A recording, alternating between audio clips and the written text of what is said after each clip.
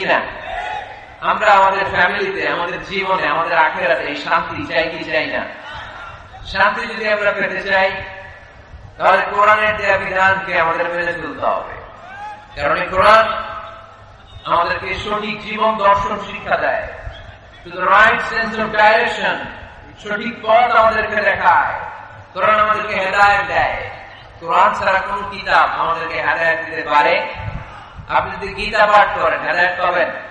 রামায়ণ পড়লে, মহাভারত, বাইবেল পড়লে পাবেন না। একটা কিতাব শুধু হেদায়েত দেয়। আওয়াজ করে বলেন কিতাবটার নাম। এই কিতাব আমাদের জন্য একটা ভার্ডিক্ট জারি করেছে। এই কিতাব বলেছে তুমি যদি নিজেকে বিশ্বাসী বলে দাবি করো তাহলে সব সময় তোমাকে হালাল উপার্জন করতে হবে, হালাল অবলম্বন করতে হবে। হারামের সাথে মুমিনের কোনো সম্পর্ক নাই। আজকে আমরা হালাল এবং হারাম এই দুটি বিষয়ে কিছু কথা এই প্রোগ্রামে রাখবার চেষ্টা করব, শুনবার চেষ্টা করব আমলের নিয়তে, ইখলাসের সাথে। আওয়াজ করে পড়েন ইনশাআল্লাহ। তাহলে আপনি যদি বিশ্বাসী বলে নিজেকে দাবি করেন আপনাকে হালাল খেতে হবে, হারাম খাওয়া যাবে? কথা বলেন। আমি প্রশ্ন করবো, আপনারা উত্তর দেন তো। সুদ খাওয়া হালাল না হারাম? ঘুষ খাওয়া, যৌতুক খাওয়া, ক্যাসিনোর ব্যবসা করা, পেঁয়াজের দাম বাড়ানো, খাদ্যে ভেজাল দেয়া, মাছের ফরমালিন দেয়া, ওজনে কম দেয়া, পর্নোগ্রাফি দেখা, ইন্ডিয়ান নায়িকাদের কোমর দুলানো ডান্স দেখা, হিন্দি সিরিয়াল দেখা, এগুলো হারাম। এগুলোর সাথে মুমিনের কোন সম্পর্ক আছে? মুমিন কি চাইলেই যে কোনো জিনিস শুনতে পারে? মুমিন চাইলেই তার দু চোখ দিয়ে যে কোনো জিনিস দেখতে পারে? মুমিন কান দিয়ে তাই শুনে যা শুনলে সওয়াব আছে না নাই? মুমিন তার চোখ দিয়ে তাই দেখে যা দেখলে সওয়াব আছে না নাই? যে দোকানে শুনি সদা তোমার কালাম, এ খোদা চোখে যেন দেখি শুধু কোরআনের আয়াত, শোনো আমার মুনাজাত। পড়েন, শোনো শোনো ইয়া ইলাহি আমার মুনাজাত, শোনো আমার মুনাজাত। পড়েন আমিন। আর জোরে পড়তে হবে আমিন। তাহলে ডান দিকে হালালের রাস্তা, বাম দিকে হারামের রাস্তা। ডান দিকে গেলে জান্নাত পাওয়া যায়, বাম দিকে গেলে জাহান্নাম পাওয়া যায়। নাও দ্য ডিসিশন ইজ ইয়োর্স। সিদ্ধান্ত আপনার, আপনি বাছাই করবেন কই যাবেন, ডানে না বায়ে। সবাই বলেন ডানে না বায়ে, হালাল না হারাম? হালাল।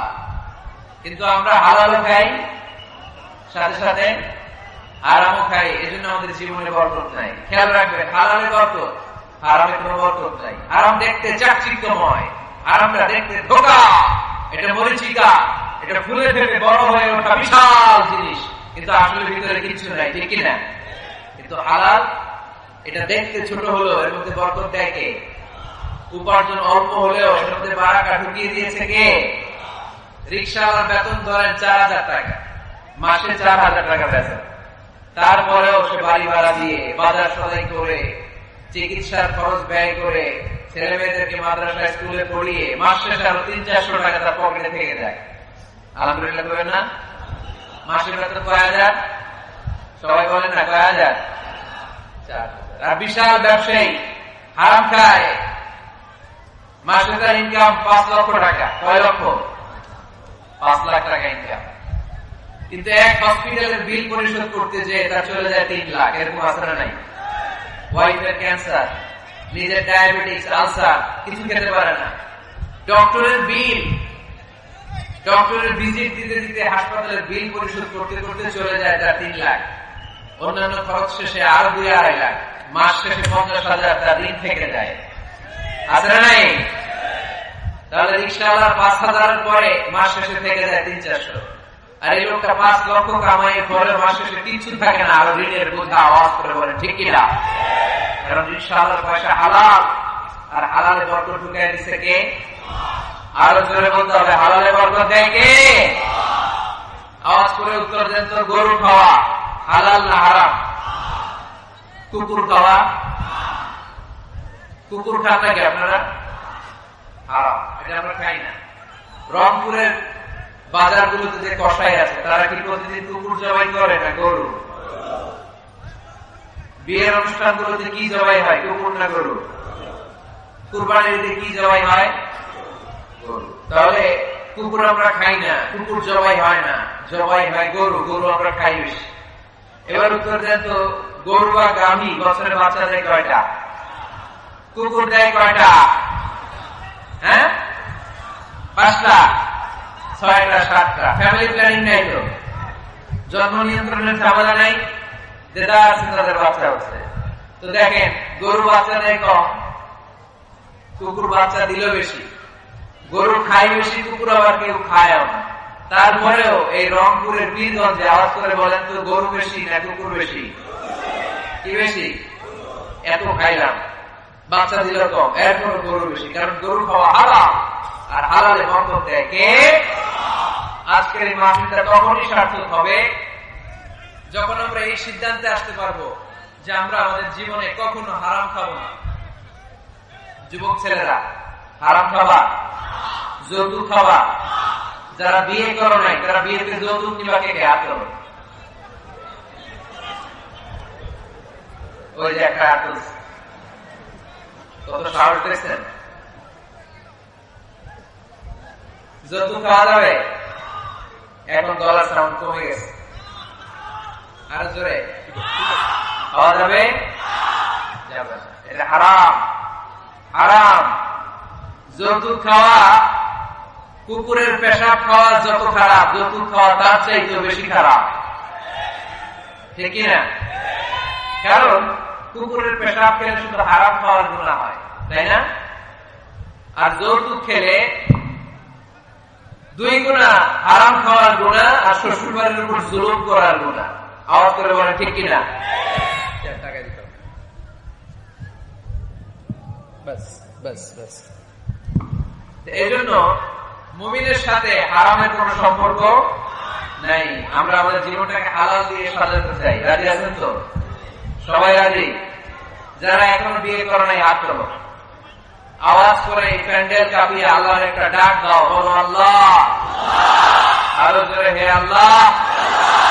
হাত তুলে ওয়াদা করলাম আমার বিয়েতে 1 টাকাও যৌতুক খাবো না, তুমি তৌফিক দাও। আমিন। আরো জোরে আমিন। মাশাআল্লাহ। পীরগঞ্জে আর যৌতুক খুঁজে পাওয়া যাবে না। মেয়ের বাবাদেরকে বলি, যৌতুক চাই ধরবেন এটা, যে আদার ইন্দ্রের মামলে তুমি কিন্তু হাত তুলে ওয়াদা করছো যৌতুক খাবো না। যৌতুকের সাথে আমাদের কোন সম্পর্ক? যৌতুককে আমরা ঝাড়ু পেটা করে সমাজ থেকে বিদায় করতে চাই। আওয়াজ করে বলে ঠিক কিনা? তাহলে মুমিনদের সম্পর্ক শুধু হালালের সাথে, কিসের সাথে? হারামের সাথে মুমিনের কোন সম্পর্ক। এজন্য রব্বুল আলামিন বলেন, ইয়া আইয়ুহান নাসু কুলু মিম্মা ফিল আরদি হালালান তাইয়্যিবা ওয়া লা তাত্তাবি'উ খুতুওয়াতিশ শাইতান ইন্নাহু লাকুম আদুউন মুবিন। ও মানুষেরা, শোনো শোনো, খবরদার হারাম খেও না। জমিনে যেটা আমি পবিত্র বানিয়েছি, যেটাকে আমি হালাল বানিয়েছি, ওইটা খাও। হালালে বরকত দিয়েছে কে? আর খবরদার শয়তানের পদাঙ্ক অনুসরণ করো না, শয়তান তোমাদের প্রকাশ্য দুশমন, ঠিক না? হালাল খেতে বলেছেন, যেটা জমিনে পবিত্র এটা আমরা খাবো, যেটা হালাল ওইটা আমরা খাবো। হারামের সাথে আমাদের কোন সম্পর্ক নাই। এই সিদ্ধান্তে সবাই একমত? সবাই একমত? হালাল দিয়ে আমরা আমাদের জীবন চালাতে চাই। রাজি আছেন তো সবাই?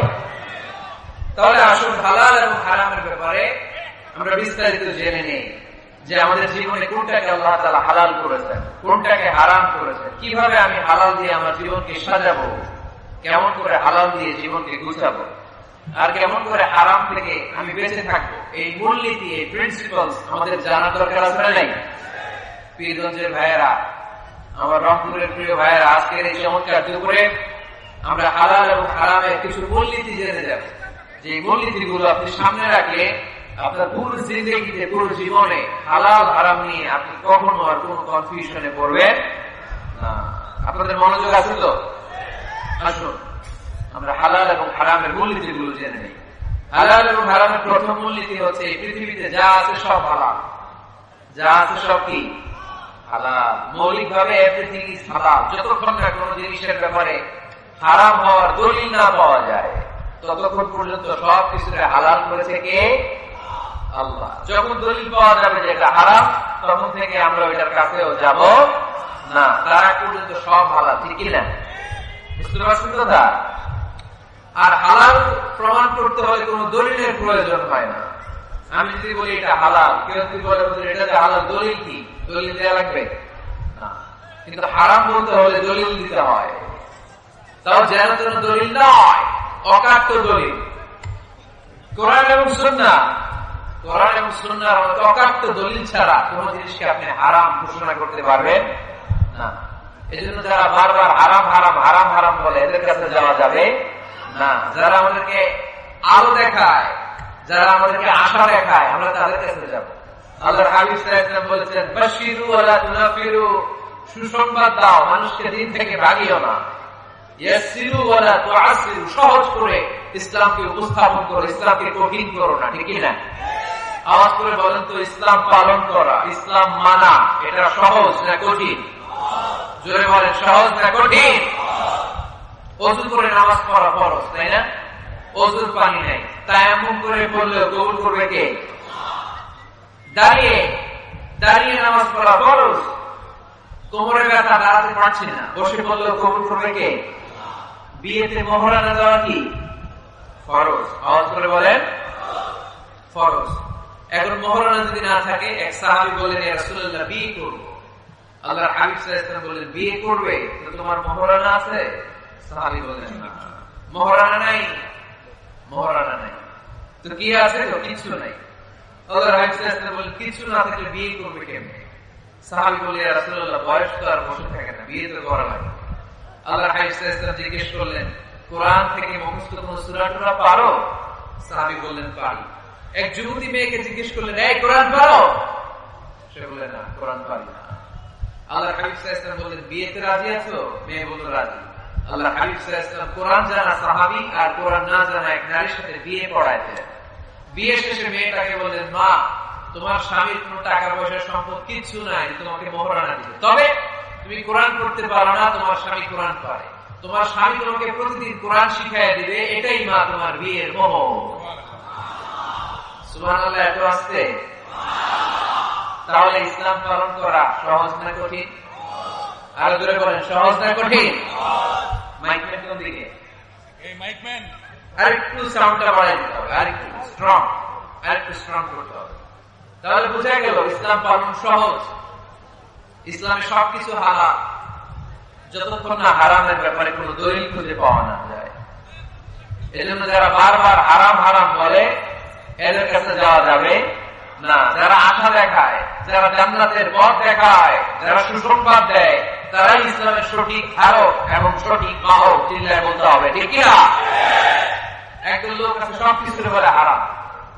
আপনারা শুনলে অবাক হন, একটা সময় এই বাংলাদেশে কিছু আলেম সমাজ বলতো ইংরেজি শিক্ষা হারাম, ইংরেজি পড়া হারাম, বলতো না? বলতো। সময়ের বিবর্তনে, কালের আবর্তনে এরাই এখন ইংরেজি শিখে, আছে না নাই? এখন আবার হালাল হয়ে গেছে। কথা বলে, ঠিক কিনা? এক সময় কিছু কিছু আলেম সমাজ বলতো যে রাজনীতি করা হারাম, এখন আবার ওনারা রাজনীতি করে, আছে না নাই? ওনারা বলতেন ইসলামী ব্যাংকিং এগুলো জায়েজ না, এগুলো হারাম, এখন আবার করে। তো এখনো যেগুলো ওনারা হারাম হারাম বলতেছে, 5-10 বছর পরে এগুলো ওনাদের কাছে হালাল হয়ে যেতে পারে। চিল্লায় বলে, ঠিক কিনা? এই জন্য হারাম বলার আগে 100 বার ভাববেন, কারণ কোনটা হারাম ওইটা না বুঝে না জেনে ঘোষণা দেওয়ার দায়িত্ব আল্লাহ আপনারা দেয় নাই। আল্লাহ হাবিব সাল্লাল্লাহু আলাইহি ওয়াসাল্লাম বলেছেন, হালাকাল মুতানাত্তিউন, যারা মুতানাত্তিউন তাদের ধ্বংস। সাহাবারা বলেন, এরা আবার কারা? আল্লাহর হাবিব বললেন, যারা ছোট্ট কোনো বিষয় নিয়ে ঘোষণা দিয়ে দেয় যে এটা হারাম, ওটা হারাম, ওটা হারাম, ওটা হারাম, এদের মুখের জিকির খালি হারাম হারাম, আছে না নাই? এই জিকিরটা একটু পাল্টাইতে হবে। হারাম হারাম না বলে জিকির করতে হবে কি হালাল হালাল হালাল করা যাবে। মুসলমান সবাই রাজি আছেন তো? এজন্য রব্বুল আলামিন বলেন قل من حرم زينة الله التي أخرج لعباده والطيبات من الرزق। কার এত বড় স্পর্ধা, কার এত বড় সাহস যারা আল্লাহর দেয়া হালাল বিষয়গুলোকে হারাম বলে ঘোষণা দেয়, আল্লাহর দেয়া হালাল নিয়ামতগুলোকে হারাম বলে ঘোষণা দেয়, আল্লাহর ঘোষণা করা হালাল শ্বাস-সজ্জাগুলোকে হারাম বলে ঘোষণা দেয়। কার এত সাহস? দিয়েছেন আল্লাহ, লানত দিয়েছেন এদের উপর। এজন্য হালাল এবং হারামের প্রথম মূলনীতি হচ্ছে এভরিথিং ইজ বেসিকলি হালাল। এই পৃথিবীতে মূলত যাই দেখতে পাবেন সব হালাল, সব হালাল। আলহামদুলিল্লাহ পড়েন। যতক্ষণ না এটা হারাম হওয়ার ব্যাপারে অকাট্য দলিল না পাওয়া যায়, আমরা এটাকে হালাল হিসেবে কনসিডার করব। সবাই কথা বুঝতে পেরেছেন? বুঝতে পেরেছেন সবাই?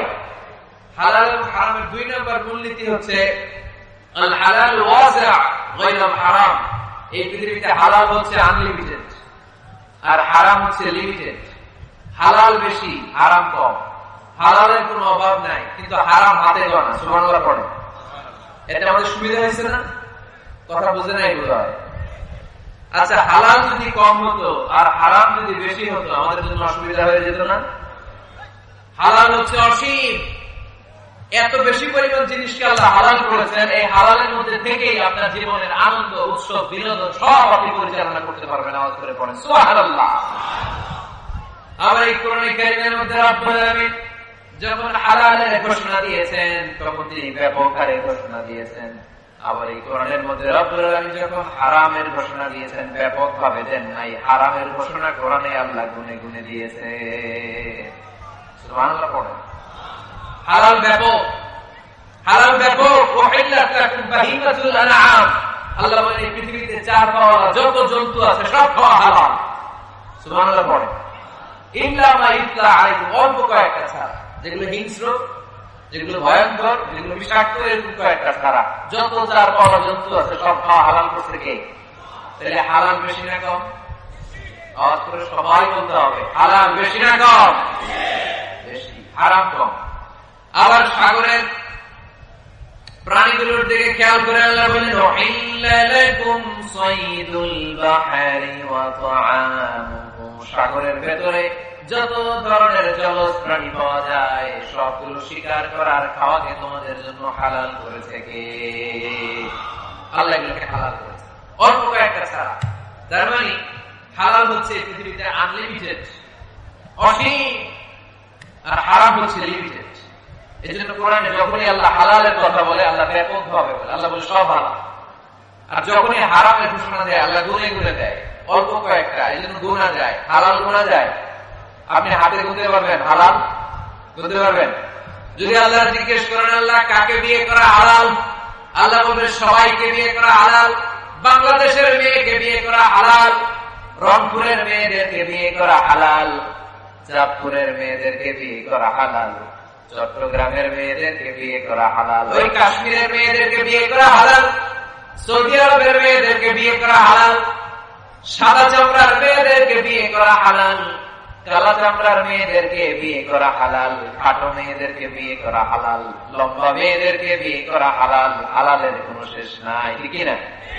কিন্তু যখনই বলবে কাকে বিয়ে করা হারাম তখন আল্লাহ গুনে গুনে বলে। আল্লাহ বলেন হুররিমাত আলাইকুম উম্মাহাতুকুম ওয়া বানাতুকুম ওয়া আখাওয়াতুকুম ওয়া আম্মাতুকুম ওয়া খালাতুকুম ওয়া বানাতুল আখি ওয়া বানাতুল উখ। চিল্লায়ে পড়েন আল্লাহু আকবার। যখন জিজ্ঞেস করে আল্লাহ তাআলা বলেন কাদেরকে বিয়ে করা হারাম, আল্লাহ বলেন মাকে বিয়ে করা হারাম, কন্যাকে বিয়ে করা হারাম, নিজের বোনকে বিয়ে করা হারাম, ফুফুকে বিয়ে করা হারাম, আপন খালাকে বিয়ে করা হারাম, ভাতিজিকে বিয়ে করা হারাম, নিজের ভাগ্নিকে বিয়ে করা হারাম। এরকম 14 জন নারীকে বিয়ে করা হারাম করেছে কে? মাত্র 14। মাত্র কয়জন? আর জায়েজ কয়জন? হাজার হাজার, লক্ষ লক্ষ, কোটি কোটি। সুবহানাল্লাহ পড়ে। আবার যখন কাদেরকে কোন পশুগুলোকে খাওয়া হালাল, আল্লাহ বলেন সব হালাল। যখন জিজ্ঞেস করলাম আল্লাহ কোন পশুগুলো খাওয়া হারাম, আল্লাহ বলেন হুররিমাত আলাইকুমুল মাইতাতু ওয়াদ-দামু ওয়া লাহমুল খিনজির। আল্লাহ বললেন রক্ত খাওয়া হারাম, শূকর খাওয়া হারাম, কুকুর খাওয়া হারাম, দেব দেবীর নামে বলি দেয়া যে প্রাণীগুলো আছে এগুলো খাওয়া হারাম। ঠিক কিনা? তার মানে হালাল গোনা যায় কিন্তু হারাম গোনা যায়। হালাল অনেক, হারাম সীমিত। তার মানে আল্লাহ তাআলা হালালকে অসীম করে আর হারামকে সসীম করে আমাদের জন্য সুবিধা করে দিয়েছেন। চিল্লায় পড়তে হবে আল্লাহু আকবার। হালাল এবং হারামের 3 নম্বর মূলনীতি হচ্ছে ইসলাম কোন জিনিসকে হারাম ঘোষণা দিয়ে চুপ করে বসে থাকে না, সাথে সাথে কোনটা হালাল ওই রাস্তা দেখিয়েছে। সুবহানাল্লাহ পড়ে। যেমন সুদ খাওয়া, আওয়াজ করে বলেন হালাল না হারাম? আমরা বললাম আল্লাহ সুদ যদি হারাম হয় তাহলে হালাল করতে। আল্লাহ বলেন সুদ হারাম কিন্তু ব্যবসা করা হালাল। ওয়া আল্লাহুল বাইআ ওয়া হারামা রিবা। আমি সুদকে করেছি হারাম আর ব্যবসাকে করে দিয়েছি তোমাদের জন্য হালাল। চিল্লায় পড়ে সুবহানাল্লাহ।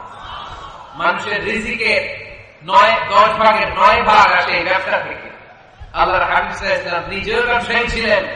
আর তাজিরা সাদুক আলামিন মা'আন নাবিয়্যিন ওয়াস সিদ্দীকিন ওয়াস শুহাদাই ওয়াস সালিহিন। সত্যবাদী আমানতদার ব্যবসায়ী তাদের হাসর হবে কিয়ামতের ময়দানে নবীদের সাথে, শহীদদের সাথে, আল্লাহর ওলিদের সাথে। চিল্লায় পড়েন আল্লাহু আকবার। এজন্য ইসলাম যখন কোন জিনিসকে হারাম বলে, হারাম বলে মুখের মধ্যে তালা লাগিয়ে ইসলাম বসে থাকে না, সাথে সাথে বিকল্প একটা রাস্তা ইসলাম দেখিয়ে দেয়। সুবহানাল্লাহ। ইসলাম যখনই বলল সুদ খাওয়া হারাম, সাথে সাথে ইসলাম বলে ব্যবসা করা হালাল। ইসলাম যখনই বলে জিনা করা হারাম, পরকিয়া করা হারাম, গার্লফ্রেন্ড বয়ফ্রেন্ডের সংস্কৃতি হারাম, তখন আমরা ইসলামকে জিজ্ঞেস করলাম ইসলাম সব যদি হারাম হয় তাহলে যৌনচারণা নিবারণ করবো কিভাবে? ইসলাম বলে জিনা করা হারাম, পরকিয়া হারাম, প্রেম ভালোবাসা হারাম, কিন্তু তার বিপরীতে ইসলাম বিয়েকে হারাম করে দিয়েছে। চিল্লায় পড়েন আল্লাহু আকবার। তার মানে শুধু হারাম বলে ইসলাম বসে থাকে না। অনেক আলেম ওলামা দেখবে, আমি কারো নাম নিচ্ছি না, ইন জেনারেলি আমি বলছি, আই ডোন্ট স্পেসিফাই এনিমোর, আমি স্পেসিফাই করছি না। অনেকে দেখবে বলে হাইলা হারাম, ওইটা হারাম, হারাম তো হুজুর হালাল কোনটা ওইটা বলে, ওইটা বলতে পারে। অল্টারনেটিভ কোন জিনিস সাজেস্ট করতে পারে না। আমি যদি বলি আপনি কিচ্ছু দেখতে পারবেন না, প্রজেক্টর দেখতে পারবেন না, মোবাইল দেখতে পারবেন না, ইউটিউব দেখতে পারবেন না, টিভি দেখতে পারবেন না, মাহফিল দেখতে পারবেন না, ইসলামিক প্রোগ্রাম দেখতে পারবেন না, হালাল ম্যাগাজিন অনুষ্ঠান দেখতে পারবেন না, কিচ্ছু দেখতে পারবেন না, কারণ ইসলাম এইটা নাই, ওইটা নাই, ওইটাই নাই। লোকজন বলবে হুজুর তাহলে আমিও নাই, ঠিক না? সব যখন নাই আমরাও আপনাদের লগে নাই, ঠিক না? হারাম যেটা হারাম বলে, কিন্তু কোনটা হালাল পথ দেখায় দেয়। মানুষের জীবনে বিনোদনের দরকার আপনারা নাই। আপনি সঠিক হালাল বিনোদন, হালাল এন্টারটেইনমেন্ট যদি সাজেস্ট করতে না পারেন, মানুষ তার নিজের খুশি মতো এন্টারটেইনমেন্ট বিনোদন বেছে নেবে, ঠিক না?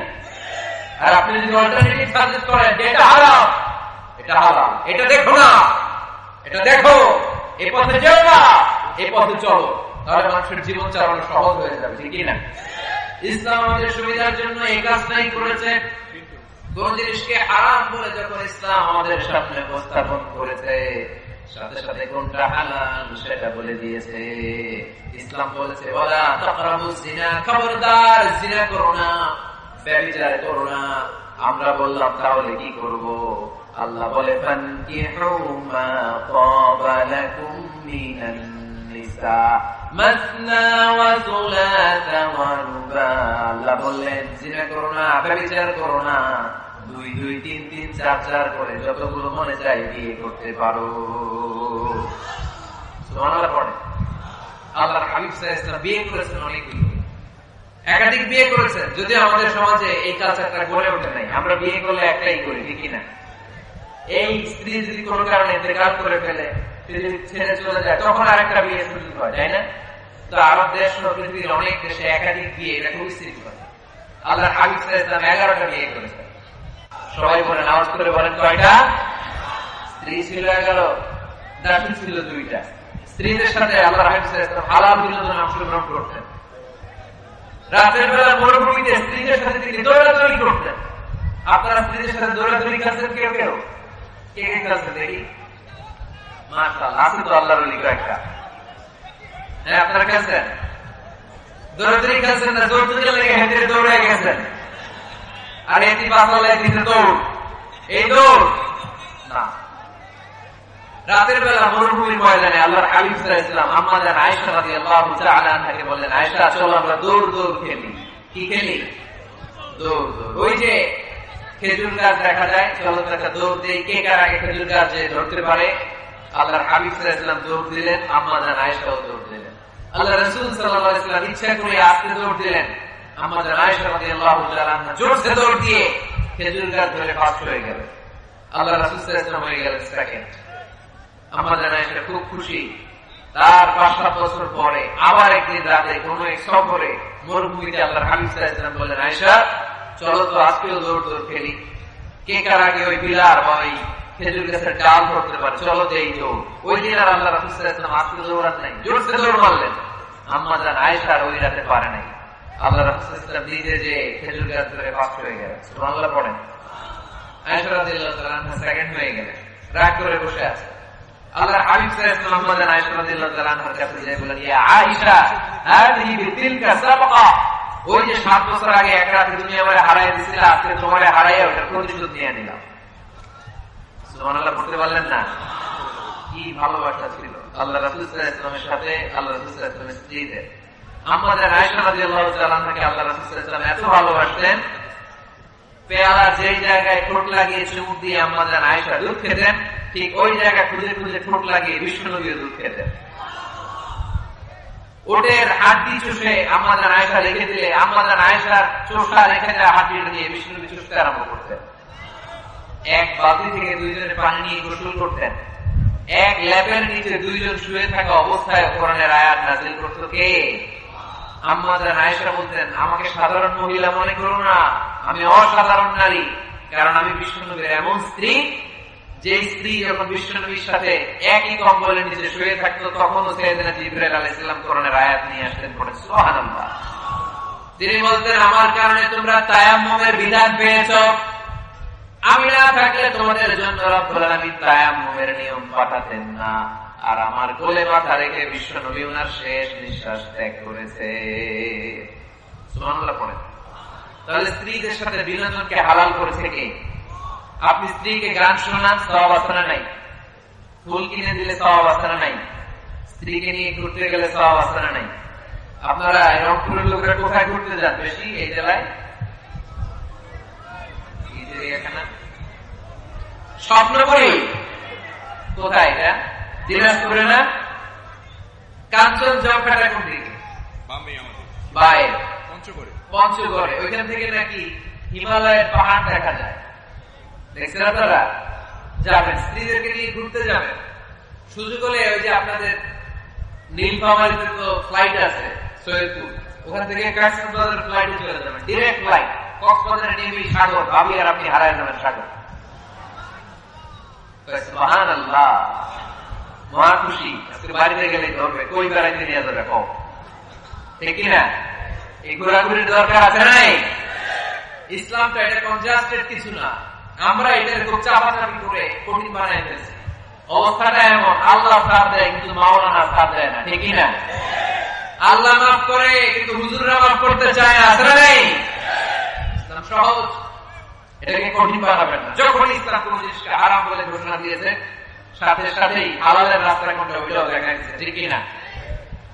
ইসলাম ওদেরকে ঘোষণা দিয়েছে, ইন্নামাল খামরু ওয়াল মাইসিরু ওয়াল আনসাবু ওয়াল আজলামু রিজসুম মিন আমালিশ শাইতানি ফাজতানিবু। খবরদার, মদ খাওয়া হারাম, জুয়া খেলা হারাম, লটারি হারাম। আমরা বললাম, আল্লাহ মদ যদি হারাম হয় হালাল কিছু আছে নাকি? আল্লাহ বললেন, মদ তোমাদের জন্য আমি আল্লাহ হারাম করেছি, মধু খাওয়া তোমাদের জন্য হালাল করেছি। সাইবেরিয়ান যে এলাকাগুলো, স্ক্যান্ডিনেভিয়ান কান্ট্রিজ, নরওয়ে সহ আশেপাশের দেশগুলোতে প্রচন্ড শীত, এরা মদ না খেলে বেঁচে থাকতেই পারে না, কারণ মদ খেলে শরীর গরম হয়। আল্লাহ বলে, মদকে আমি হারাম করেছি, কিন্তু মদের চেয়েও বেশি গরম করে শরীর মধু। মদ হারাম কিন্তু মধুকে করেছে হালাল, মধু খাওয়া শরীর এমনি গরম হয়ে যাবে। চিল্লায় পড়ে সুবহানাল্লাহ। তাহলে যেখানেই হারাম তার পাশাপাশি হালালের একটা সুন্দর রাস্তা আছে না নাই? বিশ্বনবী বললেন, বুইসতু আন উকাসসিরাল মাজামির, ঢোল বাদ্য বাঁশি হারমোনিয়াম গিটার এগুলোকে ভেঙে মাটির সাথে গলিয়ে দেওয়ার জন্য আমি এসেছি। কোন ঢোল বাজানো যাবে না, আমরা বললাম আল্লাহ ঢোল যদি বাজানো না যায় আমাদের ইসলামী নাশিদ গুলো আমরা কি দিয়ে গাবো? আল্লাহ বললেন ঢোলকে আমি করে দিয়েছি হারাম, কিন্তু দফ বাজানো করে দিয়েছি হালাল। ঢোল হারাম কিন্তু দফ হালাল। ঢোলের দুই দিকে আটকানো, বাজারে ঢোল বাজারে বাসি, মারলেই খালি ডান্স দিতে মনে চায়, আছে না নাই? কিন্তু দফ এটা হালাল, একদিকে আটকানো আরেকদিকে খোলা।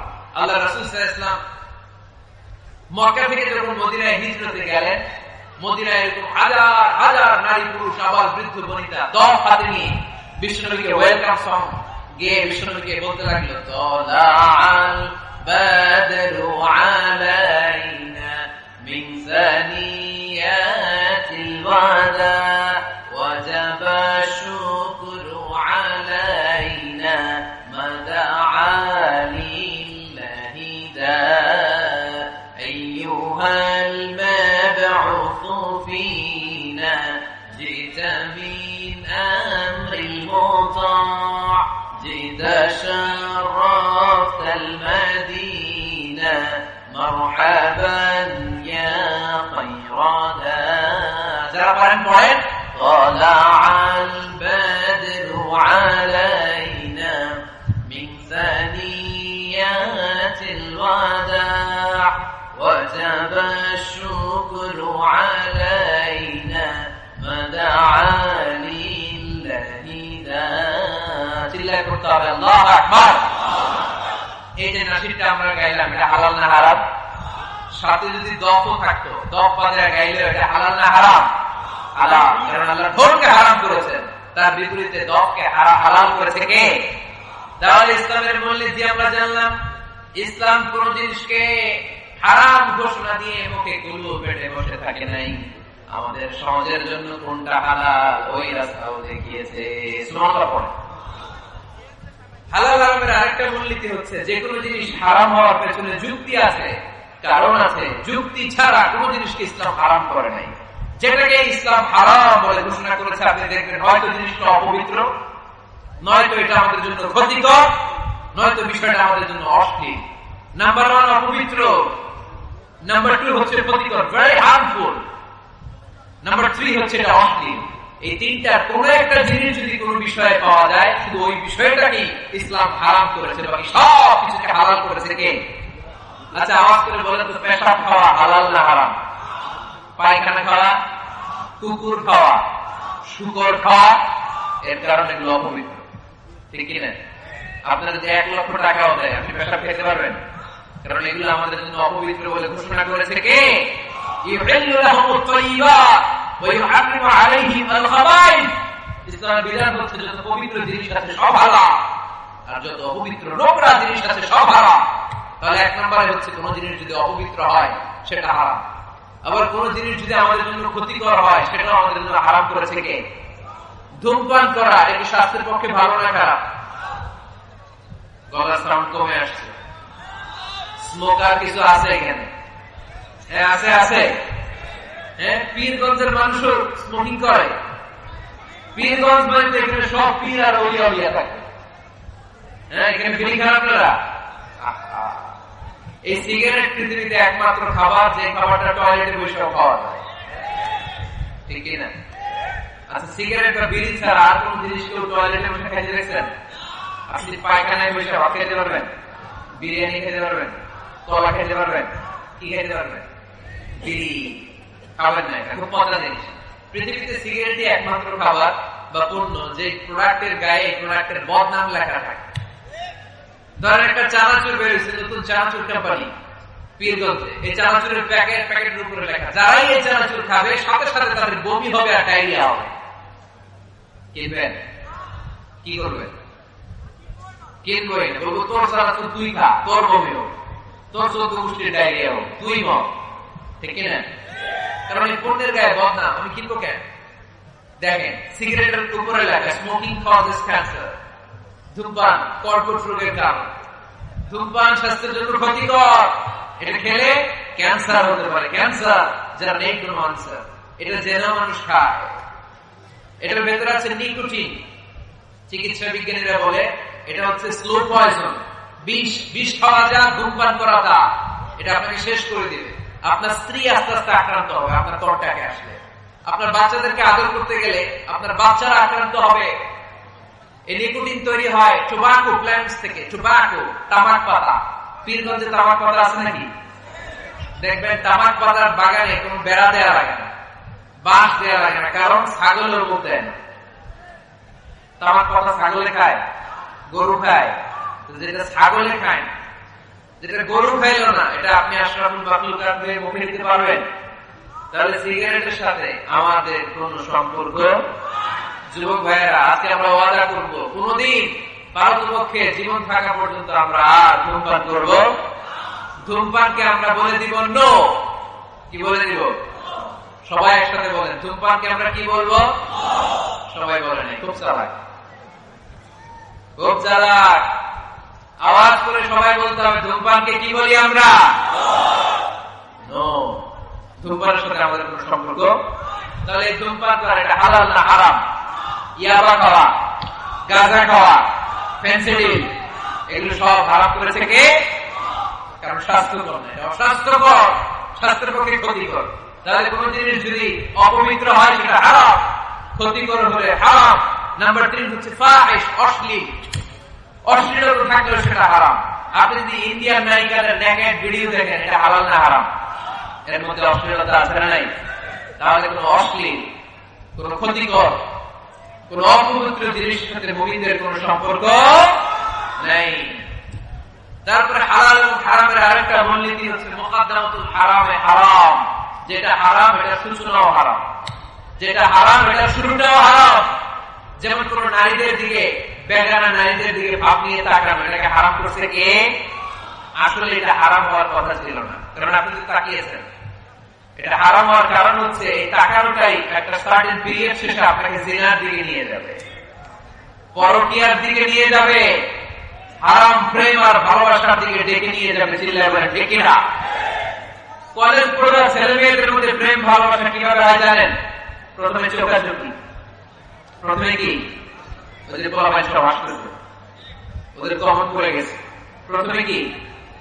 চোখাচোখি, তারপরে ইশারা, তারপরে মুচকি হাসি, তারপরে ফেসবুকের আইডি শেয়ার, তারপরে মোবাইল নাম্বার শেয়ার, তারপরে আসবে বিশ্ব ভালোবাসা দিবস 14ই ফেব্রুয়ারি।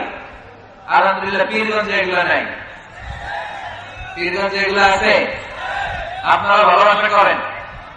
এটা কি বিশ্ব ভালোবাসা দিবস না বিশ্ব বেহায়া দিবস? এর চেয়ে বেহায়াপনা, অশ্লীলতাপনা হতে পারে? আমাদের সারা বছর ভালোবাসা, সকালে ভালোবাসা, দুপুরে ভালোবাসা, বিকেলে ভালোবাসা।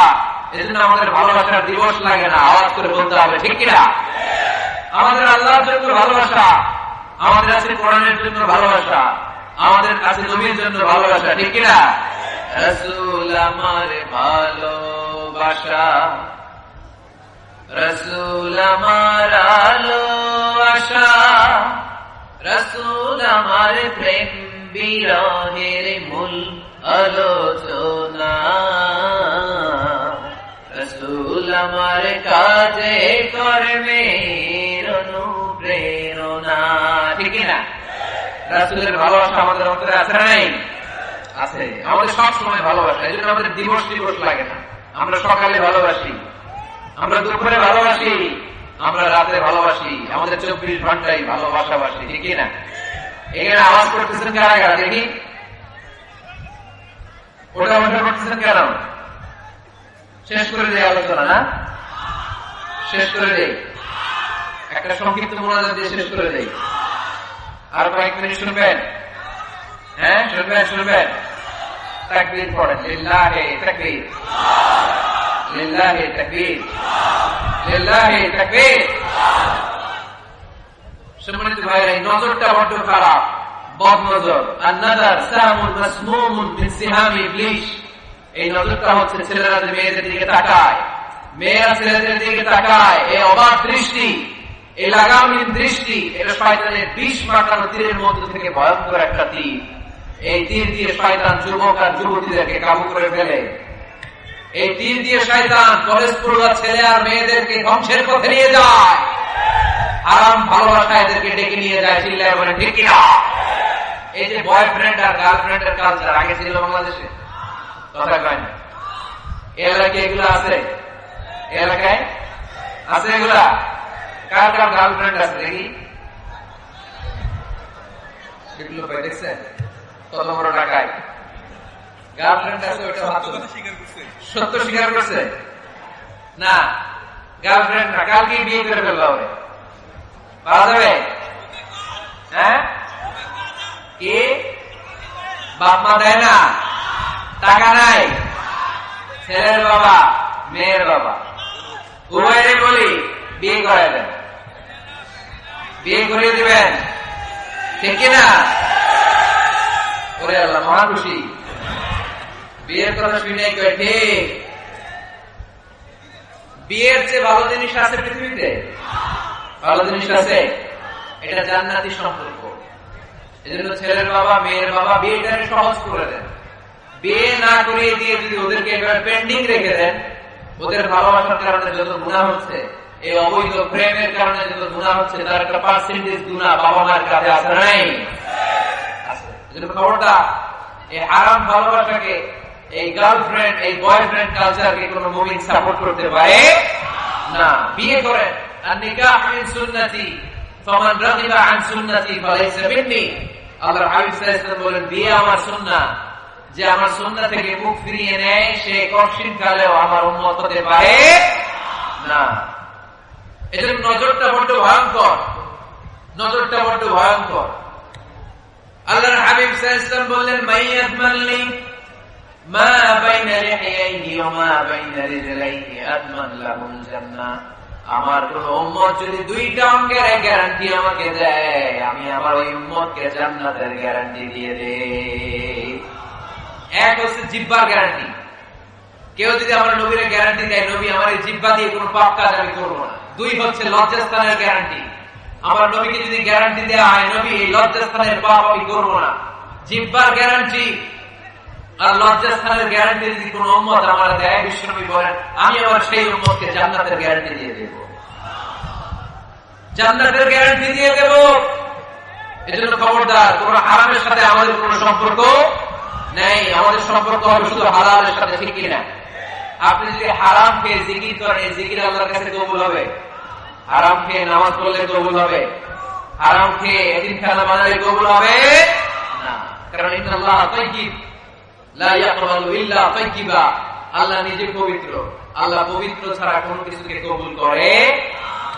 বিশ্বনবী বললেন, বাইতুল্লাহর চারিপাশে এক সাহাবা ইয়া রাব ইয়া রাব ইয়া রাব বলে কাঁদতে শুরু করে দিয়েছে। অন্যান্য সাহাবারা বলতে লাগলো, এই সাহাবী সব নিয়ে গিয়েছে। আল্লাহর হাবিব সাল্লাল্লাহু আলাইহি ওয়াসাল্লাম বললেন, ওয়া মাতআমুহু হারাম ওয়া মালবাসুহু হারাম ওয়া মাশরাবুহু হারাম ফাআন্না ইস্তাজাবু লাহু। আল্লাহর নবী বললেন, এই লোকটা যতই কাঁদুক, যতই জিকির করুক, যত ইবাদত করুক, এই লোকটা যা খায় হারাম খায়, যা করে হারাম থেকে করে, তার কোন দোয়া আল্লাহর কাছে কবুল হবে না। এজন্য আমরা হালাল খেতে চাই। আপনি হালাল খেলে মুস্তাজাবু দাওয়া। রিকশাওয়ালার পয়সার মতো কোন হালাল পয়সা পৃথিবীতে হতে পারে? কুলিওয়ালা ঠালাওয়ালা এদের পয়সার মতো হালাল পয়সা এই দুনিয়াতে হতে পারে? তাহলে মুসলমানদের স্লোগান হবে, হারামের সাথে আমাদের কোন সম্পর্ক, আমাদের সম্পর্ক কিসের সাথে? চিল্লায় বলতে হবে কিসের সাথে? আর একটা মূলনীতি জেনে রাখবেন,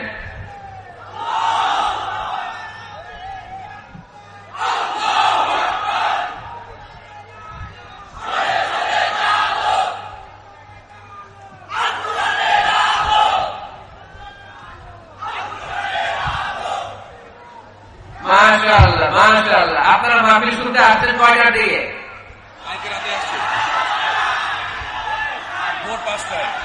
ভোর 5টায়, ফজরের সময়। গত রাতেও আসছেন? গত রাতে এসে বসে আছেন কারা কারা দেখি? আল্লাহ আল্লাহ আল্লাহ, আমার ভাইদেরকে তুমি কবুল করো। আল্লাহ মাহফিলটারে তুমি নাজাতের ওসিলা বানাও। এই পীরগঞ্জের ময়দানে আমরা যেভাবে একসাথে বসলাম, আল্লাহ তোমার জান্নাতের জন্য আমরা একসাথে থাকতে পারি, তুমি কবুল করে নাও, পড়ে আমিন। হালাল এটা সবার জন্য হালাল, ঠিক কিনা? হারাম সবার জন্য হারাম, ঠিক কিনা? বলেন তো, মিথ্যা বলা আপনার জন্য হালাল না হারাম? আমার জন্য, কাবা ঘরের ইমামের জন্য, বিশ্বনবীর জন্য। যেটা হারাম এটা সবার জন্য হারাম, ঠিক কিনা? অন্যায় করলে এটা সবার জন্য অপরাধ। এটা এমপির ছেলে করুক যেরকম অপরাধ, প্রধানমন্ত্রীর ছেলে করুক যেরকম অপরাধ, প্রেসিডেন্টের ছেলে করলে যেমন অপরাধ, রিক্সাওয়ালার ছেলে করলে তেমন অপরাধ। চিল্লায় বলেন ঠিক কিনা? ইসলাম বলে সবাই সমান। There is no difference between black and white, between upper and lower, between the richer section of the society and poorer section of the society. Everyone is totally equal, 100% equal, completely equal. Is the eyes of Islam. চিল্লায় বলেন ঠিক কিনা? ইসলাম বলে সাদা কালোর পার্থক্য নেই, ধনী গরিবের পার্থক্য নাই, নিয়ম সবার জন্য সমান। তাই আমরা হালাল অবলম্বন করতে চাই। আল্লাহর হাবিব সাল্লাল্লাহু আলাইহি ওয়াসাল্লাম সব সময় হালাল উপার্জনের জন্য দোয়া করতেন আর বলতেন, আল্লাহুম্মা কফিনি বিহালালিকা আন হারামিক ওয়া আগনিনি বিফদলিকা আম্মান সিওয়াক। আল্লাহ, হারামের দিকে যেতে চাই না, তুমি আমাকে হালালের উপর অবশিষ্ট রাখো, এই হালাল দিয়ে আমার জীবনটাকে ভরপুর করে দাও। চিল্লায় পড়েন আমিন। আমরা আল্লাহ তাআলার কাছে কায়েমুল বাক্যে দোয়া করি, আমরা যেন হালাল দিয়ে আমাদের জীবনকে সাজাতে পারি, তুমি তৌফিক দাও। আর জোরে পড়েন আমিন। আমরা যেন হারাম থেকে যোজন যোজন কিলোমিটার দূরে থাকতে পারি, আল্লাহ তুমি তৌফিক দান করো, আমরা পড়ি আমিন। আমাদের প্রিয় আলতাফ ভাই একটা সুসংবাদ আপনাদেরকে শোনাতে চায়। উনি আপনাদের জন্য পীরগঞ্জে অসাধারণ ক্যালিগ্রাফির ডিজাইন দিয়ে, আর্কিটেকচারাল ডিজাইন দিয়ে একটা মসজিদ বানাতে চায়। পড়েন আলহামদুলিল্লাহ। আমি টাঙ্গাইলে আল ওয়াসাতিয়া মডেল মস্ক নামে একটা মসজিদের ঘোষণা দিয়েছে। আলোচনা থেকে আপনারা শুনেছেন, ইউটিউবে কে কে শুনছেন হাত তোলেন। মাশাআল্লাহ, সব শুনছেন। হাত নামান। তো সেখানে আমি দেখিয়েছি মসজিদ হচ্ছে মুসলিম সমাজের সামাজিক ঐক্যের কেন্দ্রবিন্দু। আমাদের মসজিদ হিন্দুদের মন্দিরের মতো নয়, আমাদের মসজিদ খ্রিস্টানদের গির্জার মতো নয়, আমাদের মসজিদ ইহুদিদের সিনাগগের মতো নয়, আমাদের মসজিদ শিখদের গুরুদ্বারার মতো নয়, আমাদের মসজিদ আমাদের কমিউনিটি সেন্টার। চিল্লায় বলে ঠিক কিনা? আমাদের মসজিদ আমাদের সামাজিক ঐক্যের প্রাণকেন্দ্র। এই মসজিদ থেকে বিশ্বনবী যুদ্ধ পরিচালনা করেছেন, বেকার লোকদেরকে চাকরির ব্যবস্থা করেছেন, অসহায়কে ভাতা দিয়েছেন, বিচার কার্য পরিচালনা করেছেন। বিশ্বনবীর মসজিদ ছিল বিশ্বনবীর গণভবন, এটাই ছিল বিশ্বনবীর বঙ্গভবন, এটাই ছিল বিশ্বনবীর সেক্রেটারিয়েট। চিল্লায় বলেন ঠিক কিনা? আমি আল ওয়াসাতিয়া মডেল মস্কের একটা মাস্টার প্ল্যান সেই টাঙ্গাইলে হাজার হাজার লাখ জনতার সামনে পেশ করেছে। এরপর সারা বাংলাদেশ থেকে আমার কাছে ফোন করেছে। গতকাল শেরাটন হোটেল ছিলেন, হোটেল ইন্টারকন্টিনেন্টালে আমার একটা মিটিং ছিল। নারায়ণগঞ্জে অলরেডি ঘোষণা হয়ে গেছে, কিছুদিন পরে আমি মসজিদ উদ্বোধন করবো। কক্সবাজারে ঘোষণা হয়েছে, সিলেটে হয়েছে, খুলনায় হয়েছে। আলহামদুলিল্লাহ করবেন না? আপনাদের রংপুর পীরগঞ্জে এরকম একটা মডেল মসজিদ হোক, আমরা চাই কি চাই না? আমাদের মসজিদের দুয়ার সবার জন্য খোলা। চিল্লায় বলে ঠিক কিনা? যুবকরা মসজিদ মুখী হতে চায় না, কারণ তাদের জন্য অ্যাক্টিভিটি রাখি নাই। নারীরা মসজিদে আসতে পারে না, তাদের জন্য নামাজের জায়গা রাখি নাই। ছোট বাচ্চাদেরকে আমরা ধমকে মসজিদ থেকে তাড়িয়ে দেই, আগামী প্রজন্ম ছেলেরা মুসল্লি হবে না। চিল্লায় বলে ঠিক কিনা? এজন্য আমরা মসজিদকে গণমানুষের মিলন কেন্দ্রে পরিণত করতে চাই। আমাদের আলতাফ ভাই একটা চমৎকার মসজিদের ডেমো আমাকে দেখিয়েছে। আমি আমার মাস্টার প্ল্যান ওনার সাথে শেয়ার করব। আপনাদের যার যতটুকু সুযোগ হয় ওনার মাদ্রাসার জন্য, মসজিদের জন্য দুহাত তুলে দান করবেন। রাজি আছেন তো? সবাই রাজি আছে? আল্লাহ আমাদের সবাইকে কথাগুলো বুঝে আর আমল করার তৌফিক দান করুন। আমরা সবাই পড়ি আমিন।